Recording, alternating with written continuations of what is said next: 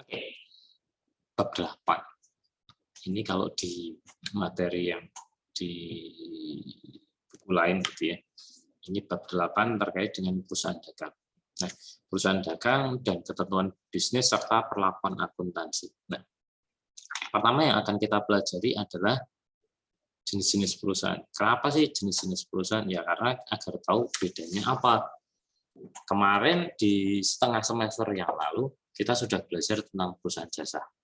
Perusahaan jasa itu adalah perusahaan yang memberikan jasa sehingga kemudian dapat dibayar gitu ya, kemudian mendapatkan pendapatan. Kemudian ada juga biaya yang dikeluarkan di situ. Biaya yang dikeluarkan berupa apa? Macam-macam. Kalau tukang ojek ya berarti ada tenaga kerjanya, kemudian ada bahan bakarnya gitu kan. Nah, kalau untuk perusahaan jasa yang lain misalkan tukang potong rambut, nah itu kan berarti jasanya, dia bisa jadi minyak rambutnya, itu bagian dari kemudian mendapatkan pendapatan. Nah, seperti itu, perusahaan jasa seperti itu. Adakah persediaan di dalamnya? Tidak ada. Gitu ya. Pak, itu salon ada persediaan, ya itu persediaan bahan habis pakai gitu ya. Tapi bukan persediaan yang tujuannya adalah untuk dijual. Memang ada beberapa perusahaan yang akhirnya jadinya hybrid, tidak seperti perusahaan jasa murni gitu ya. Contohnya apa? Bengkel. Bengkel kemudian dia menjual spare part-nya. Bengkel dia jual ban.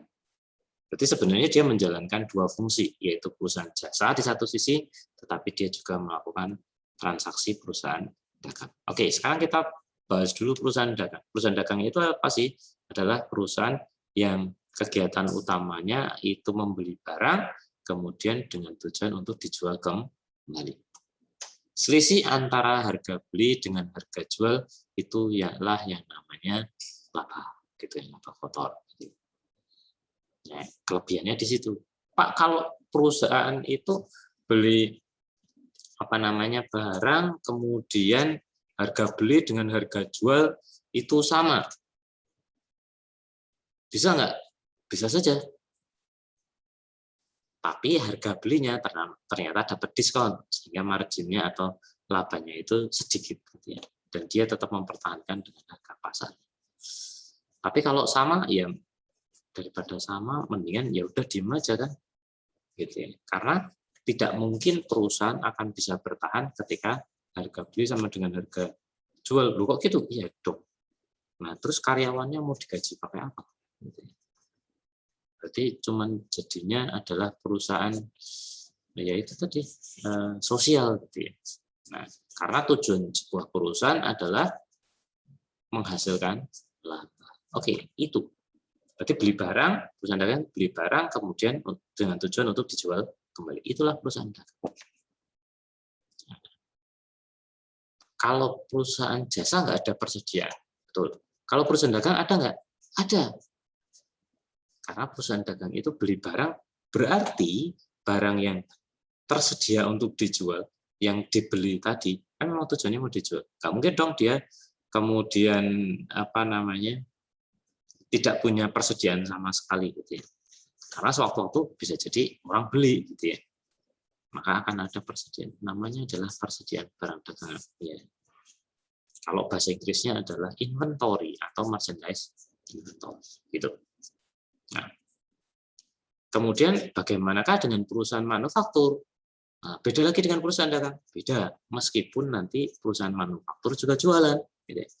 Bedanya kalau perusahaan dagang itu beli barang jadi, kemudian disimpan sementara tujuannya untuk dijual kembali. Kalau perusahaan manufaktur itu adalah memproduksi. Memproduksi itu apa? Membuat. Bisa membuat, bisa juga merakit. Nah, itu adalah perusahaan manufaktur. Artinya ketika dia membeli adalah berupa misalkan komponen-komponen. Kemudian dirakit. Itu sebenarnya sudah proses perakitan ini adalah proses pembuatan, proses manufacturing. Gitu ya. Meng-create. Awalnya kan spare part tuh. Contohnya robot. Robot kemudian ada rodanya, ada PCB-nya, ada IC-nya, ada baterainya, ada macam-macam. Ya kalau dibiarin gitu aja, nggak bisa dipakai apa-apa. Maka kemudian terjadi perubahan. Artinya ada proses di situ. Proses apa? Perakitan. Dirakit. Jadilah robot. Baru kemudian dijual. Ada nilai tambah, plusnya. Kalau perusahaan dagang tadi gimana? Perusahaan dagang kan hanya beli barang jadi robot, beli robot mainan gitu misalnya. Beli robot, bentuknya seperti itu, ya sudah gitu aja. Dia dijual, tinggal dilabelin, dijual, gitu. Tempelin harga gitu. Selesai. Tetapi kalau perusahaan manufaktur beda, bisa tadi perakitan, bisa jadi benar-benar produksi mengubah bahan mentah. Aktivitasnya adalah apa? Memberikan nilai tambah berupa dari barang mentah, bahan mentah gitu ya. Bahan mentah itu maksudnya ya spare part, ya ini bahan baku, dari bahan baku memberikan nilai tambah apa? Menjadi bahan barang jadi, dari bahan mentah, dari bahan baku, kemudian diolah menjadi barang jadi. Itulah perusahaan manufaktur. Bisa itu bentuknya perakitan, bisa betul-betul dia mengubah bahan baku menjadi barang jadi. Contohnya kalau mebel itu dari kayu yang dipotong-potong, nah, pohon kan, kemudian dipotong lagi, itu berarti terjadi proses. Kemudian menjadi nilai tambah. Kemudian dibentuk kursi, dibentuk meja, artinya sudah terjadi perubahan bentuk. Maka itu sebenarnya adalah proses manufaktur. Nah, kalau tadi perusahaan dagang, persediaannya hanya ada satu, persediaan barang jadi gitu ya, barang dagangan, maka untuk perusahaan manufaktur ini ada 3. Yaitu pertama, karena prosesnya mengolah bahan mentah menjadi barang jadi, berarti ada persediaan bahan mentah atau bahan baku. Yang kedua, dalam sebuah proses produksi perusahaan manufaktur itu bisa jadi prosesnya nggak langsung 100% langsung jadi gitu ya. Ada jam 12 berhenti gitu kan, proses produksi berhenti. Berarti ada yang setengah jadi. Berarti masih ada yang barang yang masih perlu diproses lebih lanjut. Itulah yang disebut sebagai persediaan barang dalam proses. Atau kalau dulu dalam bahasa kerennya adalah barang setengah jadi. Padahal belum tentu setengah, bisa seperempat, bisa 1/5, bisa setengah, bisa 3/4 kan gitu. Seperti itu. Kemudian yang terakhir adalah persediaan barang jadi, finish good. Ya, berarti yang sudah 100% jadi. Gitu. Oke, itu perbedaan. Oke, jenis-jenis perusahaan. Nah, ini contoh perusahaan, ya perusahaan jasa menyediakan fasilitas jasa, kalau ini stasiun TV dan seterusnya. Meskipun TV sekarang kalah sama YouTube, ya kan? Kayak channel itu luar biasa. Iklannya lebih gede dibandingkan iklan TV, ya. Karena iklan TV itu ya mahal, lebih murah iklan di YouTube, gitu ya. Kemudian perusahaan dagang, kalau perusahaan dagang aktivitasnya memperjualbelikan produk atau barang dagang. Contohnya toko buku beli buku untuk dijual kembali. Toko buku belinya dari mana? Dari penerbit. Beli, kadang-kadang nggak beli juga toko buku itu. Kadang-kadang sistemnya adalah titip jual. Bahasa kerennya adalah consignment. Bahasa Indonesianya konsinyasi. Gramedia itu toko buku segede gitu ya. Di sini nggak gede sih, paling cuma 1 lantai. Kalau di Jawa sana, gede banget. Bisa 3 lantai. Ya. Itu dia hanya menyediakan space, tempat untuk jualan buku. Punya bukunya? Ada sih. Yang terbitan Alex Computindo itu punyanya Gramedia sendiri. Buku-buku ada yang dia cetak sendiri. Tetapi sebagian besar, bahkan buku-buku luar negeri itu adalah sistemnya konsinyasi, titip jual. Jadi dia tempatkan barang, bikin rak gitu ya, untuk menempatkan, dia yang mengelola, menata buku dan seterusnya. Luar biasa. Tahukah kalian berapa margin yang dia peroleh dari menjualkan buku tadi? Adalah sebesar 40% dari harga bukunya. Jadi kalau 100.000 dia dapat 40.000, jual 1 buku. Ya. Gitu. Gede banget, yes.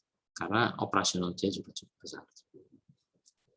Makanya bisa ngasih diskon 50%. Ya, diskon 50% dia tetap dapat margin. Oke, kemudian yang berikutnya adalah perusahaan manufaktur memproduksi dan menjual produk yang tadi sudah saya jelaskan. Oke, contohnya kendaraan, motor, mobil. Nah, gitu. Perusahaan jasa, ya ini.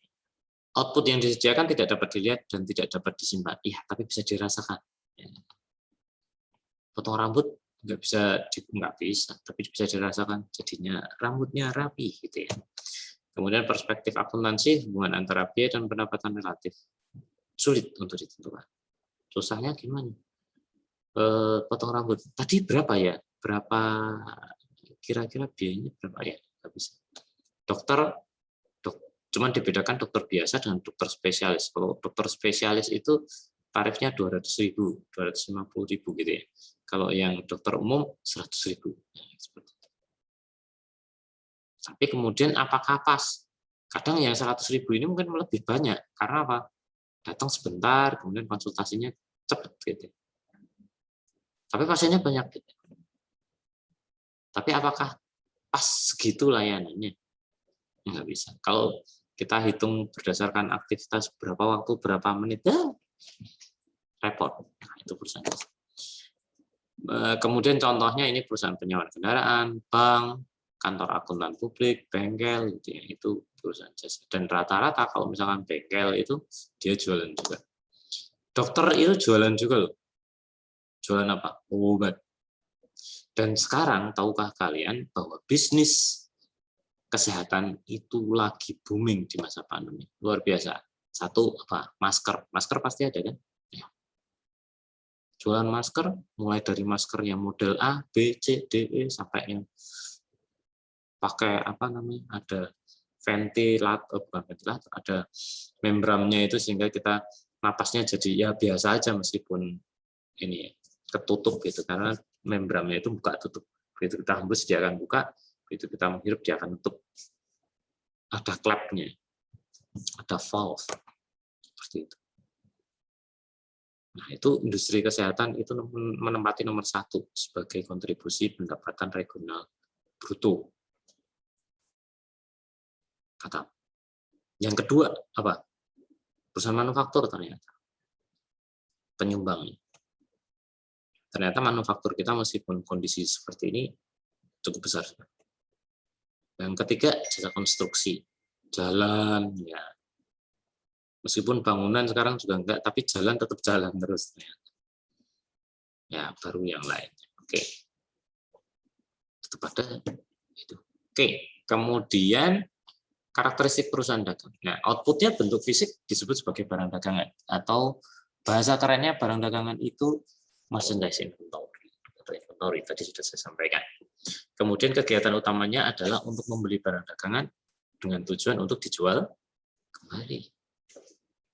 Sehingga kemudian lazimnya terdapat persediaan barang dagangan. Kemudian dari perspektif akuntansi terdapat hubungan yang jelas antara biaya dan pendapatan. Oh jelas. Kok jelas Pak? Ya beli barang kan berarti jadinya biaya gitu. Meskipun belum bisa diakui sebagai biaya, kapan jadi biaya? Nanti ketika sudah terjual itu akan jadi biaya. Makanya nanti ada istilah harga pokok pembelian. Itu sebenarnya expense. Cost of goods sold bahasa keren. Nah, itu. Tapi kemudian jelas ketika beli barang berapa, kemudian dijual berapa. Ketika dijual jadilah benar. Sehingga kemudian ketika menandingkan atau menyandingkan antara berapakah pendapatan dibandingkan dengan biaya yang dikeluarkan itu akan menjadi match. Gitu. Kemudian contohnya toko buku, supermarket, ya, toko handphone, gitu ya. SPBU, SPBU kan stasiun pengisian bahan bakar umum, ya, tahu ya. Meskipun sekarang jarang-jarang beli bensin karena online, gitu. Juga tetap ya. Jalan-jalannya mah tetap, kuliahnya online. Ya. Itu contoh-contohnya. Kemudian haruskah jual beli barang dagangan secara tunai? Ternyata tidak, gitu ya. Dalam praktiknya di dunia ini, nah itu ternyata boleh pending, gitu ya, alias tempo. Kalau di dalam akuntansi istilahnya kredit. Boleh ternyata. Ya boleh selama disepakati. Kalau nggak sepakat ya nggak bisa. Kalau pembayaran yang pertama adalah tunai. Tunai ya jelas menggunakan cash. Secara tunai, on cash, cash, gitu ya. Tapi kalau kredit on account, nah itu biasanya ketika kemarin kita belajar untuk perusahaan jasa. Tapi untuk perusahaan dagang, kadang ada on account-nya ya. Tapi nanti cirinya adalah menggunakan syarat pembayaran. Begitu ada syarat pembayaran, maka itu pasti adalah secara kredit. Penyerahan barang, ya itu tunai. Kalau kredit ya pending gitu ya. Pending maksudnya ada jangka waktunya. Dan biasanya kalau secara kredit itu hasilnya, hasil harganya adalah tetap harga sebesar price list. Kalau tunai mungkin akan ada potongan harga. Tapi kalau jualan kendaraan justru kebalik, lebih murah kalau kredit, meskipun sebenarnya jadinya lebih mahal. Ya, kredit kalau kendaraan itu sebenarnya jatuhnya adalah sebagai cicilan, angsuran, penjualan angsuran. Tapi kalau kita itu sekarang yang kondisi saat ini, yang namanya kredit itu ya angsuran tadi. Padahal secara terminologi yang benar sebenarnya kredit itu adalah tempo. Artinya dalam jangka waktu tertentu kemudian dibayar. Nah, kemudian, nah ketentuan-ketentuan dalam jual beli barang dagangan. Ada ketentuan terkait dengan penyerahan barang dagangan. Ada ketentuan tentang penjualan kredit. Ada ketentuan tentang retur dan pengurangan harga dan potongan harga. Itu. Nah, kemudian ketentuan tentang penyerahan barang dagangan ada 2. Kalau dalam akuntansi sebenarnya ada beberapa. Kalau di dalam transaksi ekspor impor gitu ya, namanya adalah Encoterm. Itu jauh lebih banyak lagi. Ada FAS, free alongside gitu ya. Terus apalagi macam-macam. Banyak gitu ya. Nanti akan kalian pelajari ketika terkait dengan ekspor impor. Nanti Encoterm bahasanya. Nah, kalau di dalam akuntansi ada istilahnya FOB, free on board. FOB ini ada 2, FOB shipping point dan FOB destination. Nah, kalau FOB shipping point itu semua biaya pengiriman ditanggung oleh pembeli.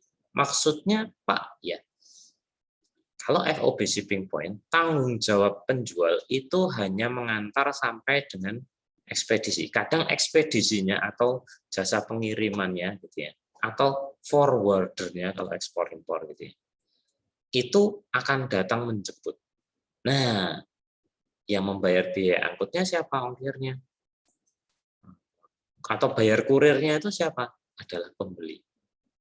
Yang menanggung biaya angkutnya adalah pembeli. Barangnya barang siapa? Barangnya penjual. Tapi kemudian ketika transaksinya itu adalah FOB shipping point, maka di dalam akuntansi, ketika misalkan kalian pesan di salah satu platform, bisa merah, hijau, terus apa lagi? Yang Shopee. Nah, itu pada saat kita beli, maka ongkirnya yang nanggung siapa? Pembeli. Maka dari itu ketika ongkirnya adalah yang nanggung pembeli, jadi pengakuan akuntansinya kalau dia itu masuknya adalah sebagai FOB shipping point, barang tersebut diakui sebagai milik pembeli. Sudah bukan penjual, pengakuan. Maksudnya gimana Pak? Jadi ketika terjadi pembelian, misalkan salsa beli apa bedak gitu ya, dari Shopee, beli bedak cash kan, ya. Kemudian bayar ongkir. Maka bedak tadi ketika masih dalam perjalanan, masih OTW gitu ya, masih on shipping gitu ya, pengiriman, dalam proses pengiriman. Kemudian salsa harus menyusun laporan keuangan per tanggal tersebut. Padahal barangnya masih OTW gitu ya. Nah, ini barangnya siapa jadinya? Barangnya salsa atau si penjual? Dalam akuntansi, ketika itu adalah FOB shipping point, maka pengakuan barang yang masih dalam perjalanan tadi diakui miliknya Salsa. Loh, kok gitu? Karena tanggung jawabnya adalah sudah tanggung jawab Salsa, karena Salsa yang nanggung biaya pengirim. Kalau yang nanggung Shopee itu siapa? Platformnya. Enggak, sebenarnya dia membebankan ke penjual. Maka kalau seperti itu, ketentuannya menjadi yang kedua, yaitu FOB Destination. Free on board, ya, gratis ongkir. Gitu ya. Destination. Semua biaya pengiriman ditanggung oleh penjual. Kalau yang menanggung biaya pengiriman itu penjual, maka pengakuan barang dalam perjalanan tadi adalah sebagai milik penjual. Karena tanggung jawabnya dari gudang penjual sampai dengan gudangnya pembeli. Sehingga barangnya masih milik dia, ya. Karena tanggung jawabnya masih tanggung jawab penjual. Jadi kalau ada apa-apa adalah tanggung jawab penjual. Gitu. Oke, lanjut. Nah, ini gambarannya. Free on board shipping point. Nah, ini kalau FOB shipping point ya hanya di carrier aja, sampai dari seller ke carrier aja. Kemudian dari carrier ke buyer. Maka semua biaya pengiriman ditanggung oleh pembeli. Bagaimana kalau FOB destination? Jadi tanggung jawabnya dari seller, ini karena ongkirnya yang nanggung adalah penjual, ya. Kemudian sampai diserahkan ke pembeli. Sehingga ongkirnya yang nanggung penjual. Pengakuan persediaannya barang dalam perjalanan tadi jadi masih milik penjual. Belum boleh diakui oleh si pembeli kalau dia FOB destination. Oke. Nah, kemudian ada ketentuan tentang penjualan kredit. Ini menarik.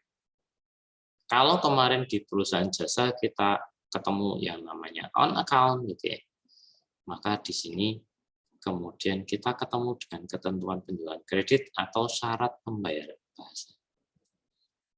Contohnya di sini 210 N30. N itu maksudnya net, gitu ya, jangka waktu 30. Pembeli mendapatkan potongan 2%. Jika membayar paling lambat 10 hari setelah transaksi dan batas waktu pelunasan kredit adalah 30 hari. Batas waktunya adalah 30 hari. Ketika ada syarat pembayaran seperti ini pasti kredit. Sudah pasti itu kredit. Nggak mungkin tunai, enggak. Kredit.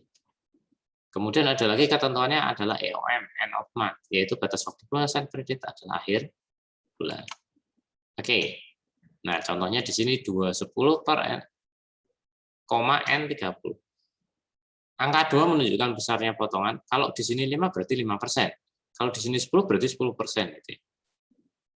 Angka yang pertama.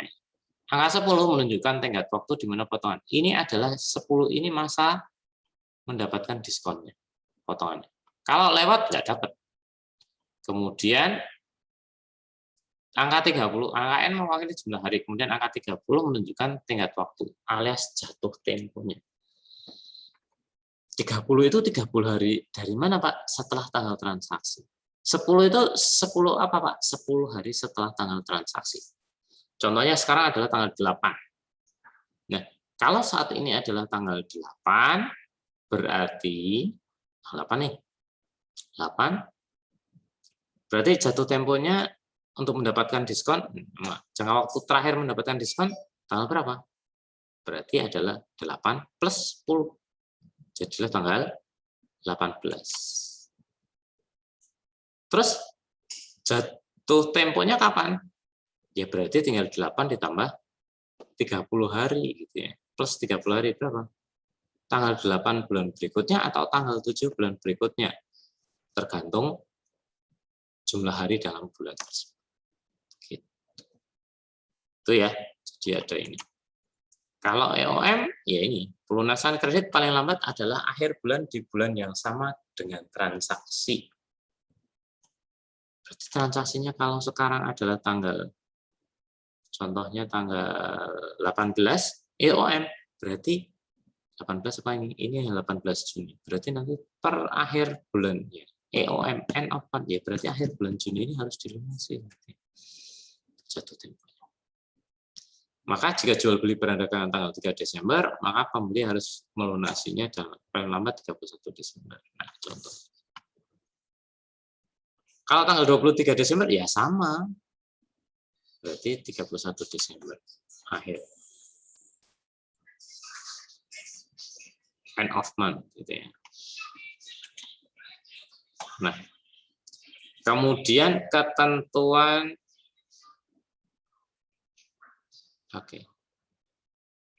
tentang retur dan pengurangan harga. Nah, retur barang dagangan yang diterima tidak sesuai dengan pesanan. Jadi gini, dalam sebuah transaksi penjualan barang dagangan, itu ada yang namanya kesempatan untuk retur. Retur itu apa? Pengembalian barang. Ketika kondisinya 1, tidak sesuai dengan pesanan. 2, rusak. Nah, tapi ada opsi yang lain. Kalau misalkan tidak sesuai, saya pesannya warna hitam yang dikirim abu-abu. Ya sama-sama agak gelap sih. Tapi kan beda. Maka kemudian kita bisa mengajukan retur. Saya maunya diganti, pokoknya hitam-hitam. Tapi bisa juga saya juga ya udahlah nggak di retur nggak apa-apa. Karena ketika kita retur dua-duanya akan jadi rugi. Baik itu pembeli maupun penjual. Rugi apa? Minimal ongkir. Yang kedua, rugi waktu. Maka retur ini akan jadi opsi berikutnya gitu ya. Bisa juga daripada gitu, toh barangnya juga bagus, nggak masalah gitu ya. Maka bisa juga kita mengajukan pengurangan harga. Tapi kalau tetap nggak bisa, ini harus gini, barangnya mahal ya sudah di retur. Sehingga logikanya ketika di retur, barang yang kita terima awalnya sudah kita terima, kita kembalikan. Ketika dikembalikan berarti si seller penjual itu akan menerima barang yang sudah sampai ke kita, yang kita beli itu. Kemudian yang berikutnya adalah pengurangan harga. Nah ini tadi karena tidak dikembalikan tapi minta pengurangan harga, itu memungkinkan. Kemudian ketentuan tentang potongan harga. Nah ada 2 hal gitu ya potongan. Ada yang namanya potongan tunai atau cash discount dan potongan dagang atau trade discount. Kalau potongan tunai karena membeli secara tunai. Tapi tergantung kebijakan masing-masing perusahaan ya. Tidak selalu ada, belum tentu. Atau kalau pelanggan beda lagi ceritanya. Karena biasanya beli dalam jumlah besar. Potongan dagang untuk jumlah besar. Namanya trade discount. Diberikan karena pembeli membeli dalam kualitas yang banyak atau karena pembeli adalah pelanggan utama. Nah, itu. Potongan dagang ini langsung mengurangi harga beli. Ya. Dari harga beli kemudian langsung dipotong. Harga perolehan adalah harga bersih setelah dikurangi potongan dagang. Potongan harga tidak dicatat di akun tersendiri. Ya. Ini tergantung metodenya ya. Kemudian, nah di sini tahap-tahap akuntansi di perusahaan jasa juga berlaku di perusahaan dagangan sama. Tahapannya ada jurnal, posting buku besar, ya sama. Kemudian bikin neraca saldo, kemudian setelah neraca saldo dibuat laporan laba rugi gitu ya. Jadi buat laporan laba rugi, buat penyesuaian dulu gitu ya. Penyesuaian, setelah penyesuaian baru nyusun laporan laba rugi di closing dapatlah neraca, kemudian perubahan modal neraca. Terus itu sama. Berarti ada jurnal penyesuaian Pak, sama. Ada jurnal penutup Pak, sama. Prosesnya sama. Nah, ada 2 topik tambahan kalau untuk perusahaan dagang ini pencatatan persediaan barang dagangan dan perhitungan harga pokok penjual serta laba rugi kotor atau gross profit. Nah, pencatatan persediaan barang dagangan gitu ya. Ini kenapa muncul? Karena perusahaan dagang itu ada persediaan barang dagangan. Kalau nggak ada, ya enggak gitu.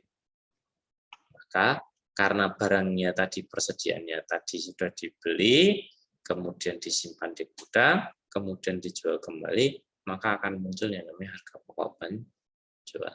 Harga pokok penjual ini apa sih sebenarnya? Harga pokok atas barang yang sudah terjual. Bahasa kerennya adalah cost of goods sold. Sold itu bentuk ketiga, artinya sudah terjual, pasif kan. Nah, HPP ini seperti yang sudah saya sampaikan tadi, termasuk dalam expense, alias ya. Oke, elemennya itu. Nah, pencatatan persediaan barang dagangan ini ada dua metode. Yang pertama adalah metode fisik, ya, alias periodik. Yang kedua adalah perpetual atau kontinu. Metode fisik ini pencatatan akun persediaan barang dagangan dilakukan hanya pada akhir periode saja. Berbeda dengan perpetual, kalau perpetual itu setiap kali terjadi transaksi, maka akun persediaan barang dagangan itu diupdate. Kemudian langsung mencatat juga harga pokok penjualan setiap kali terjadi transaksi penjualan. HPP hanya pada saat penjualan, ya.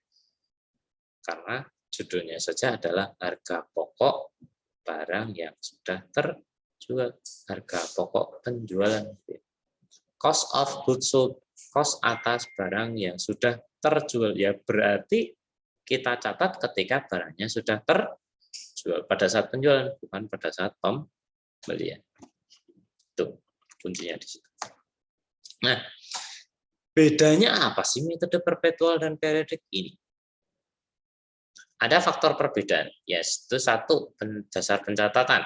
Kalau metode perpetual, setiap kali jual beli barang dagangan dicatat ke akun PBD. PBD itu adalah persediaan barang dagangan atau inventory atau merchandise inventory. Sedangkan kalau metode periodik, pencatatan akun persediaan barang dagangan hanya di akhir periode. Kemudian yang kedua, transaksi pembelian. Kalau metode perpetual, akun persediaan barang dagangan di debit. Kalau metode periodik menggunakan akun pembelian atau purchase. Ketiga, transaksi pembayaran biaya angkut. Kalau metode perpetual itu dicatat di persediaan barang dagangan. Pokoknya persediaan barang dagangan, persediaan barang dagangan, persediaan barang dagangan. Gitu. Nah, kalau metode periodik ya biaya angkut pembelian. Kemudian faktor perbedaan lagi, transaksi retur dan pengurangan. Metode perpetual, ingat, kalau perpetual terkait dengan pembelian setiap pembelian ya, barang dagangan, PBD. Retur berarti persediaan barang dagangan di kredit.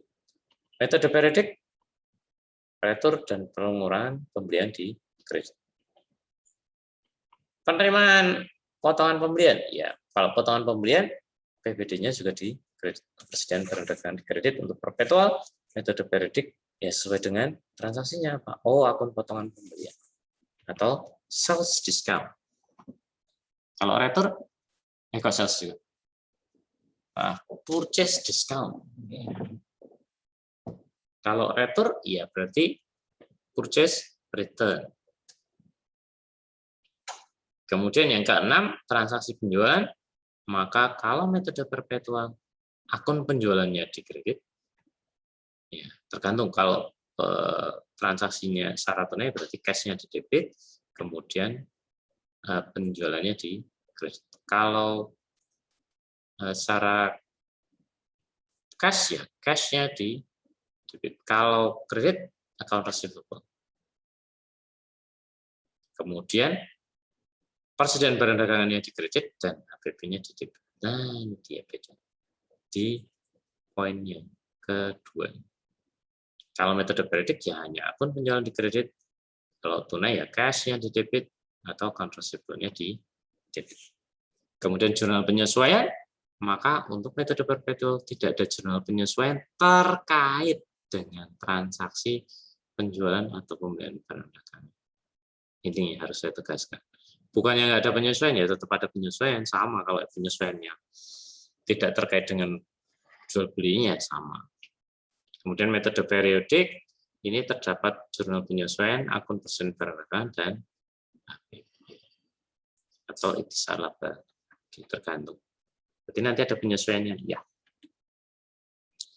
Oke, perhitungan HPP dan laba kotor. Harga pokok penjualan adalah harga perolehan barang dagangan dibeli dan telah terjual. Ingat, kuncinya adalah telah terjual. Kalau belum terjual ya berarti masih jadi persediaan barang dagangan. Kemudian laba kotor dihitung dari pendapatan yang berasal dari penjualan bersih barang dagangan dikurangi dengan APP. Oke. Nah, penentuannya bagaimana? Pertama adalah persediaan barang dagangan awal gitu ya. PBD awal ini adalah persediaan barang dagangan awal, ini menambah HPP.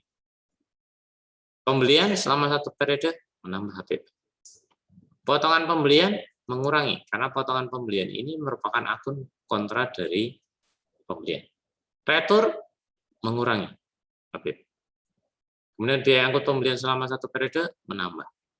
Dan persediaan akhir itu juga mengurangi. Di sini mengurangi.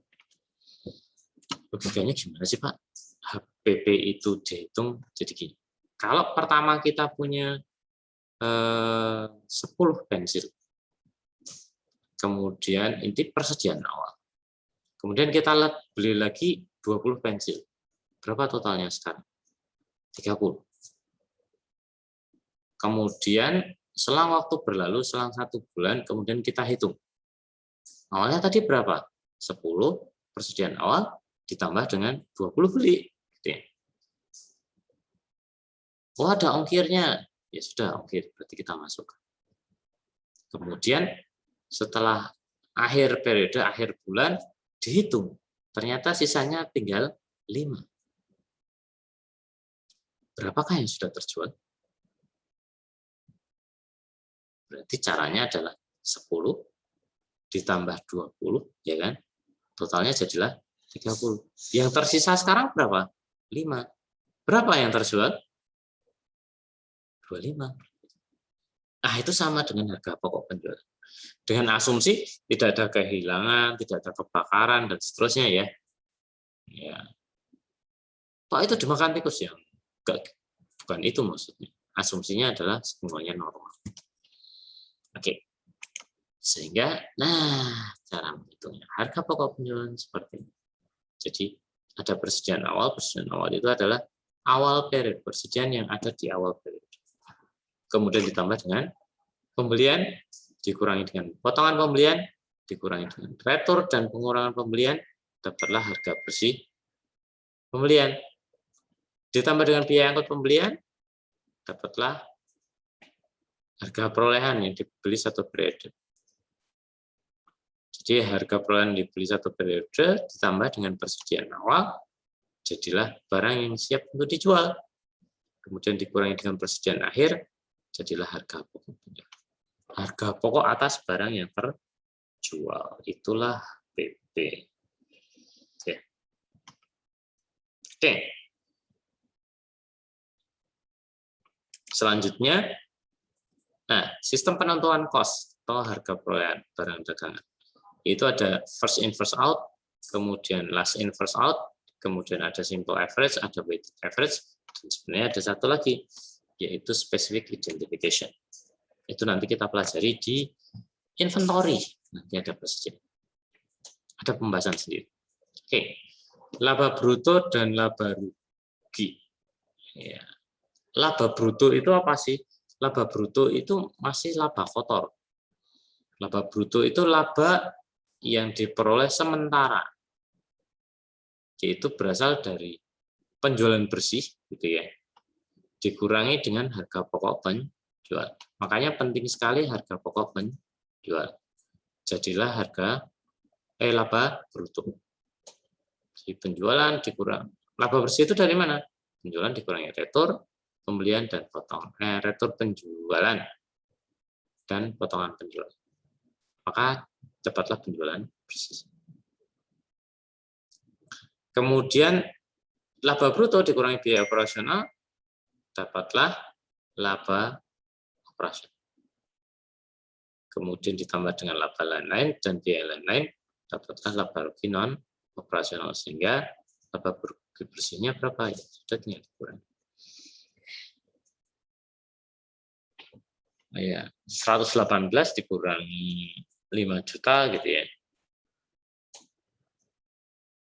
Ini pendapatan Berarti laba rugi non operasional 5 juta, laba operasional 118, berarti laba rugi bersihnya dijumlahkan karena di sini positif ya, pendapatan lebih besar daripada biaya. Ya. Oke, sudah selesai. Satu hal selesai dulu. Oke. Ada pertanyaan? Silakan. Sebelum saya lanjut.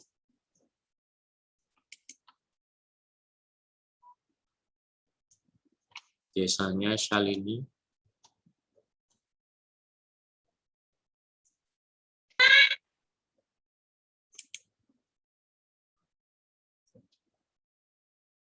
Salsa, namanya. Pak. Oke, silakan Rezi. Tadi kan laba bruto didapat dari penjualan bersih dikurangi HPP. dengan harga pokok penjualan, Pak. Ya. Terus yang penjualan bersih itu didapat dari itu ya, Pak? Apa biaya yang didapatkan apa gimana, Pak? Enggak, jadi penjualan bersih itu adalah diperoleh dari penjualan dikurangi dengan retur penjualan dikurangi dengan potongan penjualan. Jadi yang ini, Res.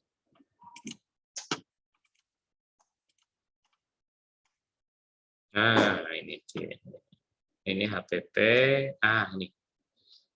Jadi penjualan bersih itu di sini dari penjualan, total penjualan maksudnya ini. Penjualannya berapa? Ada retur nggak? Oh, kalau retur itu kan berarti pengembalian barang. Maka harus dikurangkan dari nilai penjualan. Barangnya balik ke kita, ya berarti penjualannya jadi kayak seakan-akan batal gitu ya. Berapa? Ya tergantung yang retur atau barang yang rusak, ya returnya berapa gitu ya. Kemudian ada nggak potongan penjualan? Ada. Ya sudah, berarti penjualan bersih itu diperoleh dari, ini kan penjualan bersih nih, diperoleh dari penjualan dikurangi retur penjualan dan pengurangan penjualan dikurangi dengan potongan penjualan. Dapatlah penjualan bersih. Pak, kalau nggak ada retur, nggak ada potongan, ya berarti penjualan jadinya sama dengan penjualan bersih. Baru kemudian dikurangi dengan harga pokok penjualan. Dapatlah laba bruto. Gitu. Ya, yang lain lagi? Ya, Pak, makasih, Pak. Sama-sama. Salsa ngantuk ya. Memang jam-jam segini itu. Iya, Pak, ngantuk kali, Pak. Iya kan, kelihatan. Meskipun Salsa berusaha sembunyi, kelihatan cuman matanya doang, tapi matanya begini. Iya, iya. Ya jam-jam segini memang itu nikmat sekali, apalagi kena AC atau kipas angin. Iya, habis makan. Iya. Oke. Siapa lagi? Shalini jelas?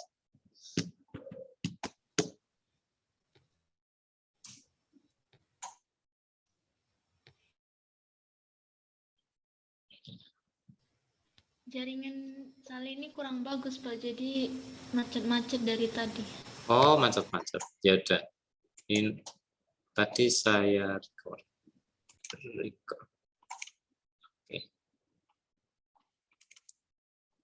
Nah, bab 10.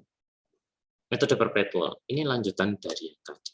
Nah, kalau tadi itu kita pelajari terkait dengan secara umum, nah ini adalah teknisnya. Metode perpetual itu seperti apa? Tadi juga sudah dibedakan bahwa metode periodik dengan perpetual. Kalau metode perpetual terkait dengan pembelian barang dagangan, itu semuanya dicatat ke dalam akun persediaan barang dagangan atau merchandise. Sedangkan metode periodik itu dicatatnya ketika pembelian ya berarti di akun pembelian. Kalau retur pembelian ya berarti di retur pembelian. Ketika potongan pembelian ya di potongan pembelian. Biaya angkut ya berarti biaya angkut pembelian atau freight in gitu ya. Kalau biaya penjualan freight out gitu. Kemudian pada saat terjadi penjualan barang dagangan, kalau metode perpetual kita juga agak selain mencatat nilai penjualannya baik itu tunai maupun kredit, tapi kita juga mencatat persediaan barang dagangan kita update, kemudian mencatat juga langsung harga pokok penjualan. juta. Demikian. Oke, lebih jelasnya kita lanjut di sini. Nah, metode perpetual mencatat akun persediaan barang dagangan setiap terjadi transaksi pembelian maupun penjualan. Nah, kemudian persediaan barang dagangan berubah karena pembelian, penjualan, dan transaksi-transaksi yang lain. Kemudian penentuan besarnya harga pokok penjualan ketika terjadi transaksi penjualan barang dagangan. Ingat, HPP itu hanya muncul ketika pada saat terjadinya penjualan. Soalnya nanti ada penyesuaian ya, beda lagi. Kalau transaksi pembelian ada HPP enggak? Enggak ada. Ingat, HPP itu adalah harga pokok penjualan, harga pokok atas barang yang sudah terjual. Kalau belum terjual, ya enggak HPP dong, gitu ya. Kemudian setiap saat akun PBD telah menunjukkan saldo terkini, ya persediaan barang dagangan karena sudah diupdate terus. Kemudian akun-akunnya ini persediaan barang dagangan, kemudian utang dagang, kalau kemudian siap kredit, penjualan, pada saat penjualan, potongan penjualan, retur, biaya angkut, piutang dagang, cadangan kerugian piutang, biaya kerugian tak terpakai, dan harga pokok penjualan. Ini karena terkait dengan piutang saja, tapi tidak kita bahas di sini. Oke, nah coba perhatikan di sini. Pada saat pembelian. Pada saat pembelian barang dagangan, ini dicatat di akun persediaan barang dagangan. Contoh, 20 Mei 2007, dibeli secara tunai barang dagangan tipe X, harga 2 juta. Maka, jurnalnya adalah, kalau metode perpetual, dicatat ke akun persediaan barang dagangan bertambah, sehingga kita catat di debit, kemudian kasnya berkurang, karena beli secara tunai. Oke. Satu, pembelian. Yang kedua, ketika biaya angkut pembelian. Biaya angkut pembelian juga dicatat di persediaan barang dagangan. Tidak dicatat ke freight in atau biaya angkut pembelian, Pak. Enggak. Kalau metode perpetual, semuanya include di persediaan barang. Sehingga meskipun itu adalah ongkir atau biaya angkut, maka di sini dicatatnya adalah di akun persediaan barang dagangan sebesar ongkirnya berapa? 200.000, kas 200.000. Karena di sini jelas dibayar tunai. Di tunai cash. Diangkut. Kemudian bagaimanakah dengan potongan? Nah, kalau potongan pembelian ini nanti dicatat di akun apa? Kalau potongan juga dicatat di akun persediaan. Karena tadi kita belinya secara tunai, maka kemudian di sini Mei 2007 diperoleh potongan tunai pembelian barang dagangan sebesar 100.000. Ini potongan tunai, ya berarti kas kita pertama, betul, debit. Kemudian kreditnya adalah persediaan barang dagangan. Kenapa di sini dikredit? Karena ini adalah potongan, gitu ya, kontra akun dari pembelian. Pembelian itu bertambah di debit, ya meskipun dicatatnya di sama-sama akun persediaan. Oke. Bagaimana dengan retur? Perlakuannya sama dengan potongan tadi? Ya sama. Berarti kemudian di debitnya adalah kas, kreditnya adalah persediaan barang dagangan. Mengurangi. Oke, kemudian nah, penjualan transaksi. Kalau tadi pembelian. Sekarang transaksinya adalah penjualan. Metode perpetual. Kalau penjualan bagaimana, Pak? Oke. Penjualan. Ada 2 jurnal. Setiap kali terjadinya untuk mencatat transaksi penjualan barang dagangan. Yaitu apa? Untuk mencatat penjualannya, satu. Yang kedua adalah untuk mencatat HPP dan persediaan barang dagangan. Maka contohnya di sini tanggal 25 Mei 2007 dijual tunai barang dagangan tipe Y seharga 3 juta. Harga pokok barang dagangan tipe Y adalah 2.500.000. Maka jurnalnya adalah kasnya bertambah 3 juta. Karena dia jual secara tunai, kemudian kreditnya adalah penjualan. Penjualan ini akun revenue ya, akun pendapatan. Bahasa kerennya adalah sales revenue, sales gitu ya, sales revenue gitu ya. 3 juta. Revenue bertambah di kredit. Kemudian kita catat harga pokok penjualan HPP gitu ya. Harga pokok penjualannya berapa? 2.500.000 di debit. Ya. Pak, HPP kenapa di debit? Ini akun expense gitu ya. Iya. Maka kita catat cost of goods sold atau HPP di debit 2.500.000 pertama. Kemudian karena barangnya kita jual, berarti persediaannya berkurang. Sebesar berapa? Ya sebesar HPP-nya tadi. Besar persediaan berapa? 2.500.000. Ya ini curang. Ini transaksi penjualan. Kalau untuk metode perpetual ya begini terus. Kalau metode periodik, ya HPP-nya nggak ada, cuma kas dan penjualan. Pak, kalau secara kredit ini, ya sudah kasnya diganti account receivable atau piutang. Selesai. Lanjut. Kalau potongan, oke. Kalau potongan, maka dicatat ke dalam akun potongan penjualan. 200.000 kas 200.000. Beda ya. Kalau tadi potongan pembelian dicatat di akun persediaan. Tapi kalau penjualan ini sama antara perusahaan antara metode perpetual dengan periodik sama. Potongan penjualan. Oke. Kalau retur, nah ini menarik. Kalau retur gimana? Nah, untuk retur karena retur itu barangnya dikembalikan ke kita, otomatis kita juga akan mengupdate akun persediaan. Sehingga di sini sebenarnya retur itu membalik transaksi penjualan. Hanya akunnya saja dirubah. Di sini bukan sales, tapi retur dan penjualan. Bukan penjualan, tapi retur dan pengurangan penjualan 300.000. Gitu ya. Karena returnya nilai 300.000, kas 300.000. Nah, dalam hal ini selain returnya dicatat, juga dicatat terkait dengan persediaan barang dagang. Besarnya berapa? Ya sebesar harga pokoknya pada saat penjualan tadi. Sebelumnya berapa? Dalam hal ini 250, ya sudah dicatat. Jadi ini posisinya terbalik dengan transaksi penjualan. Maka persediaannya, karena dikembalikan, persediaan kita bertambah sebesar 250, kemudian kita membatalkan harga pokok penjualannya 250 atas transaksi ini. Gitu.